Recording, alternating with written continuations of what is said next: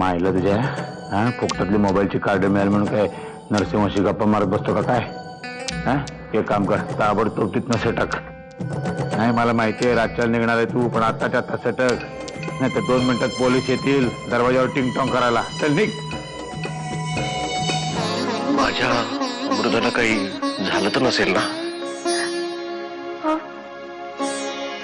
नका असं बोलत.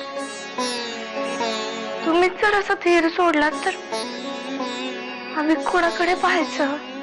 इतके दिवस मी सुद्धा धीर धरूनच होतो की, पण मगाशी फोनवर बोलत असताना त्या माणसानं तिच्या अंगाला हात लावला आणि काळजात चर्र झालं. कितीही मोठी वाक्य बोलत असलास ना तरी आतून घाबरलाय. बरं चेहरा झाकलाय, नाही तर सगळ्यांना कळलं असतं किती घाबरलाय ते. सिंहाची डरकाळी ऐकल्यानंतर घाबरलेल्या सशाची जशी हालत होते ना तशी हालत झाली तुझी. त्यामुळे मला धमक्या द्यायचं सोडून तुझी काय हालत होईल त्याचा विचार कर. बिट्टू कसा आहे युगंधरा? बरं आहे. डॉक्टरांनी सांगितलं काळजी करण्यासारखं काही नाही आहे. अमृताबद्दल काही कळलं? प्रयत्न चालू आहेत. तू बिट्टूची चौकशी करायला फोन केला होतास का आणखीन काय करणार आहे? युगंधरा, खरं तर एक विनंती करण्यासाठी फोन केलाय मी. अमृताच्या किडनॅप होण्याची बातमी मी मीडियापासून दूरच ठेवली आहे. त्यामुळे मला तुला अशी विनंती करायची आहे की ती बातमी जर जागरमध्ये नाही आली तर बरं होईल.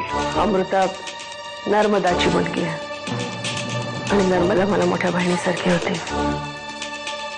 काळजी करू नकोस, जागरमध्ये ही बातमी येणार नाही. आभारी आहे.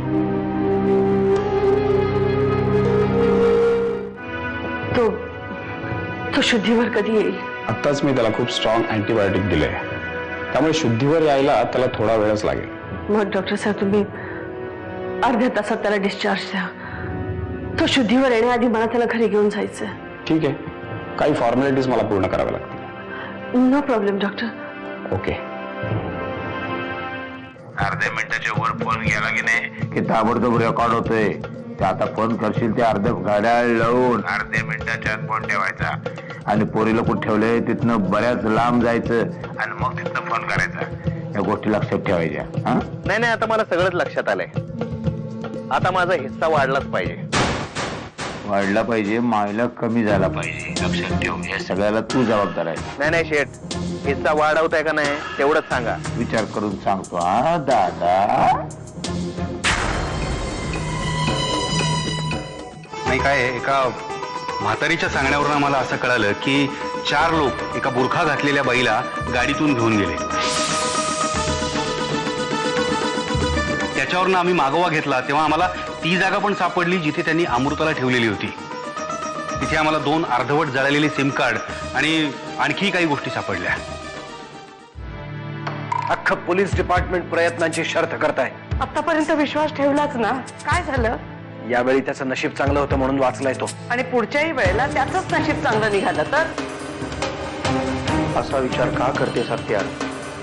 घाबरण्याचं काहीही कारण नाही आतेबाई. अमृताला तर मी सुखरूप आणेनच, त्या हरामखोरालाही सोडणार नाही. अमृता माझी मुलगी आहे. तुम्हा सगळ्यांपेक्षा मला जास्त काळजी आहे तिची. मग करा ना काहीतरी. काय करू? तुम्हा सगळ्यांसारखं 24 तास रडत बसू? तुम्हाला जे शक्य आहे ना ते करा. तेच करतोय मी. तिला परत कसं आणायचं तुमच्यापेक्षा मला जास्त कळतंय. आता प्लीज तुम्ही सगळ्यांनी डोळ्यात पाणी आणून तिची काळजी करणं बंद करा. आम्ही काय करू ते पण सांगा आम्हाला. गप्प बसा, तेच तुमचं काम आहे, कळतंय का? प्लीज गप्प बसा.